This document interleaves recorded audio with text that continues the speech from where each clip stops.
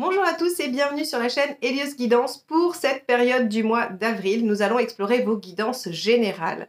Pour ma part, je vous annonce les inscriptions pour une session de formation en présentiel à Gradignan au centre Quintessence, près de Bordeaux, donc sur les arcanes majeures, à l'endroit et à l'envers. Vous apprendrez à faire des tirages généraux, prédictifs et psychologiques. Donc n'hésitez pas, vous pouvez aller sur mon site www.heliosguidance.com pour voir tout ce que je vous propose à la page formation et vous inscrire également pour réserver votre place. Je vous souhaite une très belle période de début de printemps et je vous laisse avec votre tirage. Les Verseaux, allons voir ce que vous réserve ce mois d'avril. Alors, quel est l'arcane majeur qui va nous donner la tonalité de cette période ?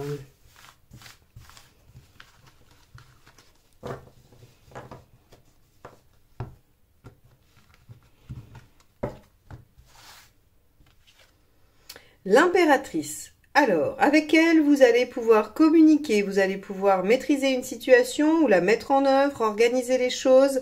Vous allez, en tout cas, prendre la direction des opérations. L'impératrice, c'est vraiment celle qui réalise, qui concrétise, qui met en œuvre, qui dirige, qui commande. Et elle a cette capacité aussi de bien communiquer, de savoir dire ce qu'il faut au moment où il faut, puisqu'elle est à l'endroit. Et donc, on a vraiment quelqu'un, alors, qui peut se révéler peu sûr d'elle intérieurement, mais qui en tout cas ne le montre pas à l'extérieur, et qui est vraiment capable de prendre les choses en main. Ok, donc on va aller voir ce que ça engendre dans le tirage. Allez, quel est votre état d'esprit ?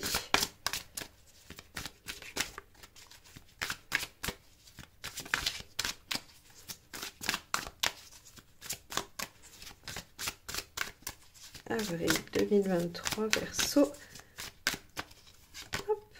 10 de bâton.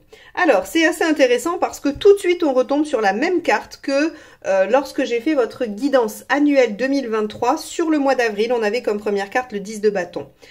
C'est le fait de d'avoir envie d'aller au bout, d'être capable de faire des efforts pour. Le 10 de bâton, vous savez, c'est quand on porte quand même son fardeau sur le dos, on est au bout du bout, hein, on a traversé de l'As jusqu'au 10 et on voit le bout du tunnel, on va bientôt aboutir. Donc dans l'état d'esprit, ça veut dire que vous voulez aller au bout de la chose, que vous voulez mener à bien ce que vous êtes en train d'entreprendre. D'où probablement l'impératrice qui, elle, a ces compétences-là. Qu'est-ce qui vous préoccupe ? Hop là.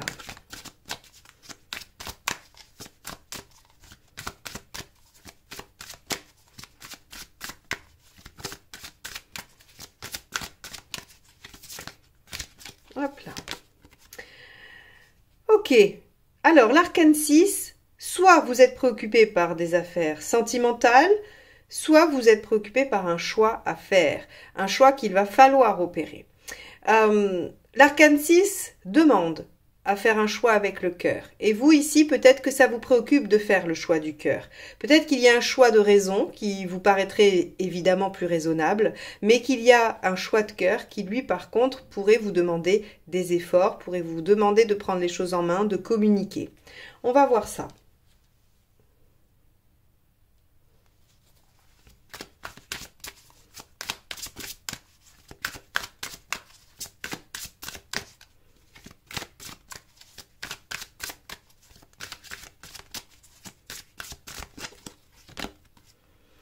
Ok, le pendu. Alors le pendu, lui, dans l'événement, ce qu'il va vous imposer, c'est un temps de pause pour réflexion. Le pendu, vous savez, c'est cette carte qui n'est jamais très sympathique à trouver, mais qui finalement est très salutaire. Parce qu'en fait, ce temps de pause obligatoire, cette mise à l'arrêt, c'est-à-dire cette impossibilité d'agir, oblige le cerveau à chercher d'autres issues, d'autres façons de voir et de faire.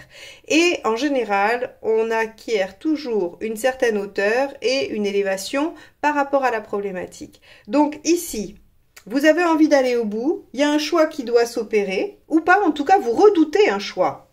Ça ne veut pas dire qu'il y a un choix à faire, vous redoutez un choix. Et ce qui me permet de dire ça, de nuancer, c'est que le 12, le pendu, peut-être vous fera voir que il n'y a pas besoin de faire un choix, qu'il y a une autre façon de faire. On va poursuivre. Qu'est-ce qui vous aide, les Verseaux?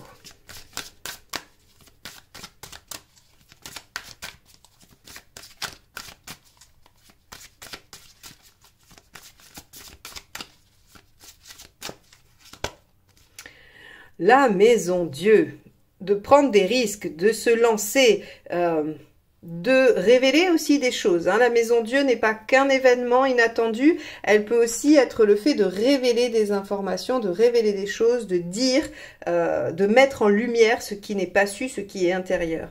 Quoi qu'il en soit, la maison Dieu vous demande de prendre des risques quitte à tout perdre. Alors ça, c'est assez, c'est un conseil qui est pas anodin. Hein. On va attendre de le nuancer avec la seconde carte. Parce que vraiment, ce conseil-là, il faut le manier avec des pincettes. Alors, qu'est-ce qui ne vous aide pas?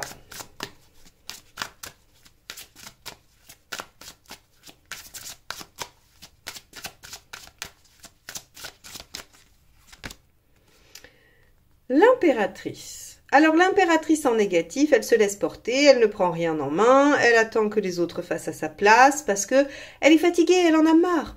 Pas parce elle est oisive, pas parce qu'elle n'est pas responsable, mais parce que à un moment donné, peut-être il y en a trop, ça fait trop et elle veut à un moment donné se reposer et elle aimerait que autre chose, quelqu'un ou autre chose prenne le relais.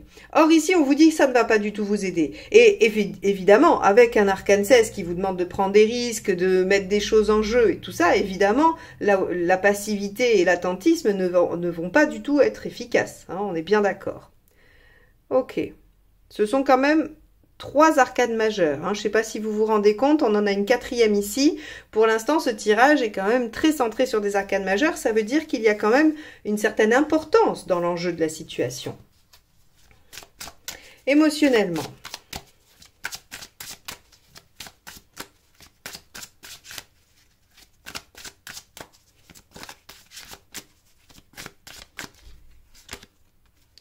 Le page de bâton. Émotionnellement, vous sentez bien qu'il y a quelque chose à changer, que il faut se remettre en question, qu'il faut revoir et redéfinir l'objectif et la manière d'y arriver. Ok, c'est ce que le pendu va vous aider à faire. De toute façon, vous le sentez ou vous êtes obligé, mais quoi qu'il en soit, si vous êtes obligé, ce qu'il y a de bien, c'est que vous le mettez vraiment en œuvre. Parce que parfois, on pourrait aussi refuser l'obstacle, hein, refuser de faire ce que le pendu vous suggère de faire. Or là, avec le page de bâton en émotionnel, vous le faites. Alors, on va aller voir matériellement ou concrètement.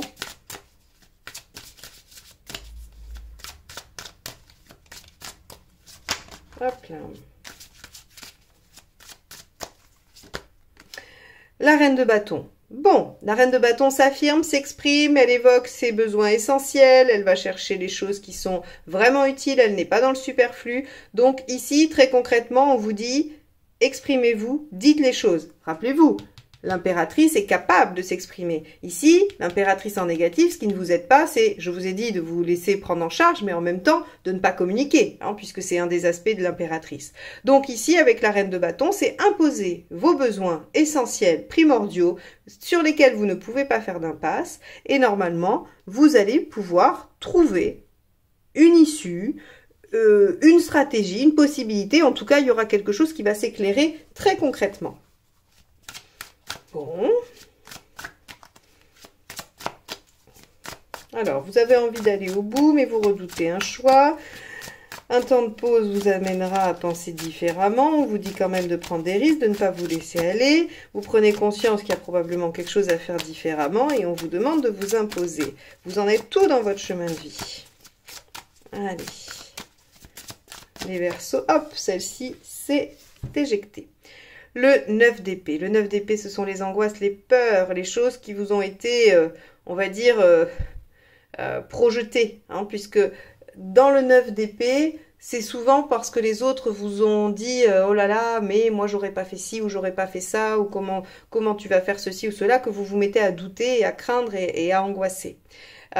Et donc ici, dans votre chemin de vie, j'ai l'impression que on vous propose de déjouer ces peurs, d'aller les réduire un peu à néant. C'est pour ça qu'on vous dit peut-être lancez-vous, osez, prenez des risques, jetez-vous à l'eau, parce que finalement, ce qui vous retient ne sont que des peurs qui ne sont pas fondées. Ok. Vous en êtes tout à la fin du mois.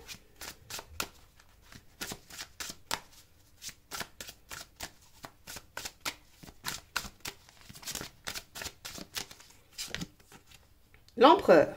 Très bien. Vous démarrez impératrice, vous finissez empereur. Vous avez gagné un galon, vous avez progressé, vous avez monté une marche. L'empereur est stable, est sécure, il est confiant, il a réussi à établir quelque chose. Donc pour moi, ce 10 de bâton, vous arrivez à consolider quelque chose de l'ordre de la base qui va encore permettre de s'ériger encore davantage parce que de toute façon, on sait très bien qu'on n'a jamais terminé. Mais l'empereur ici vous dit, ok, la situation est bonne, il y a de la stabilité, il y a de l'ancrage et on a gagné en confiance en soi. Donc il y a vraiment quand même ici un travail intérieur qui est opéré. Hein. Même s'il y a une situation, même si il y a des choses concrètes, je pense qu'il y a aussi un travail intérieur qui se fait et qui vous amène à vous sentir plus, on va dire, plus stable, plus en sécurité.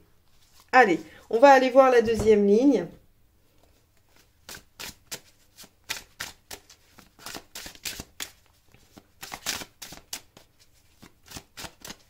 Alors, n'hésitez pas à aller voir la vidéo de votre ascendant ou de votre signe lunaire pour avoir encore d'autres précisions, d'autres nuances qui vont vous permettre peut-être de mieux cerner les conseils, les choses auxquelles il faut faire attention et les issues probables. Allez, avec le 10 de bâton, nous avons le cavalier d'épée, évidemment. Le 10 de bâton, déjà, je vous ai dit, vous avez envie d'aller au bout. Le cavalier d'épée, vous avez envie de dépasser les obstacles et d'être victorieux. Cavalier d'épée, c'est vraiment celui qui met toute son intelligence, sa vivacité d'esprit au service de sa réalisation. Donc, ici, vous êtes finalement déterminé à aller au bout de quelque chose et à mettre quelque chose en lumière, à mon avis, pour vous. Qu'est-ce qui vous préoccupe? On avait vu qu'il y avait l'arcane 6, soit une question de choix, soit une question affective relationnelle. 2 de coupe, eh oui, encore une fois, alors je vais dire, évidemment le 2 peut encore une fois parler de choix aussi, mais on a une question relationnelle, hein. On a vraiment une question, alors ça peut être avec votre associé comme avec la personne qui partage votre vie, comme quelqu'un de votre famille ou un ami, mais en tout cas on a des préoccupations par rapport à un lien. Est-ce que ce qu'on est en train de faire, est-ce que les changements ou les prises de conscience qu'on est en train de réaliser vont impacter ce lien, vont impacter cette relation et comment finalement, comment ça va l'impacter? Allez, avec ce pendu, qui peut aussi parler des liens, hein, des liens transgénérationnels, des liens d'âme. Alors, qu'est-ce qu'on a? L'ermite, ok. Ici, on vous dit que effectivement, vous allez quand même, au regard de votre passé et de votre expérience, pouvoir éclairer votre chemin. Et cette phase, alors, vous voyez, le pendu et l'ermite, on est vraiment sur une phase de réflexion et d'introspection. Ok, donc on va vous demander de mettre en lumière les choses qui vous empêchent probablement d'aller au bout, de résoudre vos problématiques. Ce qui fait que vous modifiez votre façon de faire, vous vous affirmez, vous faites un peu un pied de nez à vos peurs et à ce qui vous bloque jusqu'à présent et vous obtenez une meilleure situation. En tout cas, vous posez les bases de quelque chose qui vous permet de vous sentir mieux et d'aller vers probablement l'installation de la situation qui vous convient. On va regarder avec cette maison Dieu ce qu'on a comme conseil puisque c'est ce qui vous aide.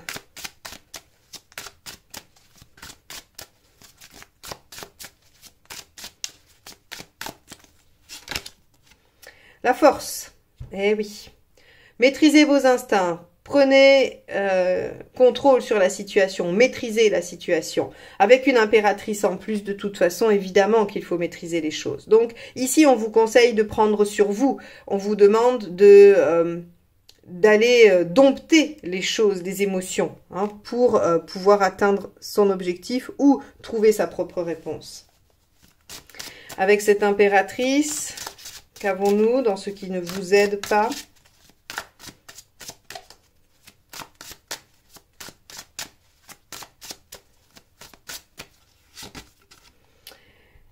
Le roi de denier, bah oui, le détachement, d'être trop détaché, de ne pas vous sentir concerné ou d'essayer de procrastiner peut-être aussi.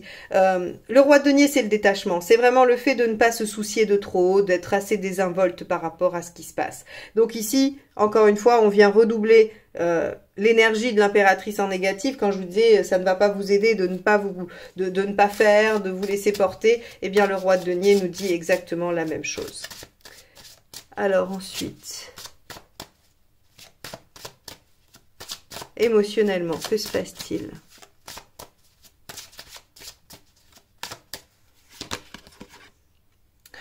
8 d'épée.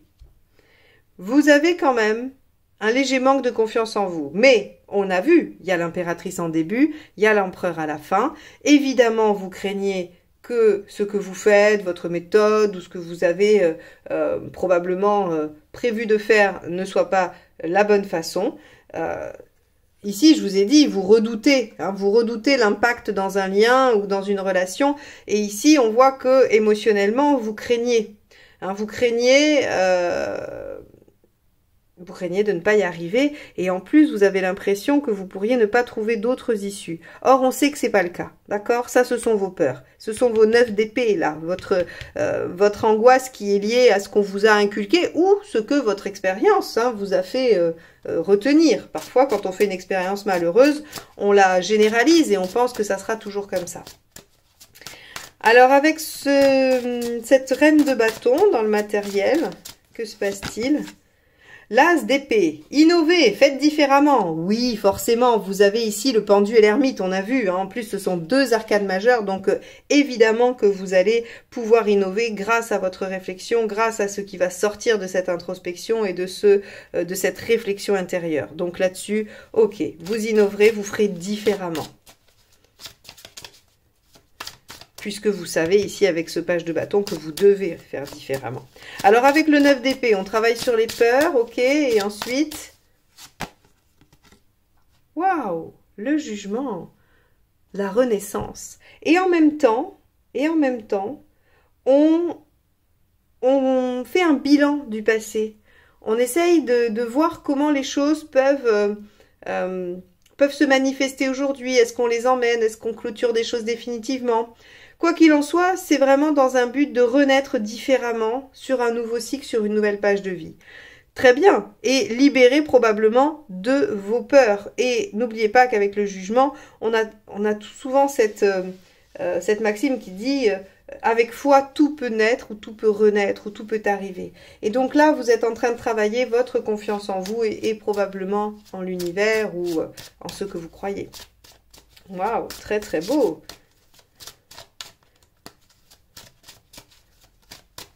Alors, avec cet empereur, on a la reine de denier, évidemment. Vous créez une sécurité affective, matérielle, peu importe. Vous créez, avec l'empereur et la reine de denier, une sécurité autour de vous.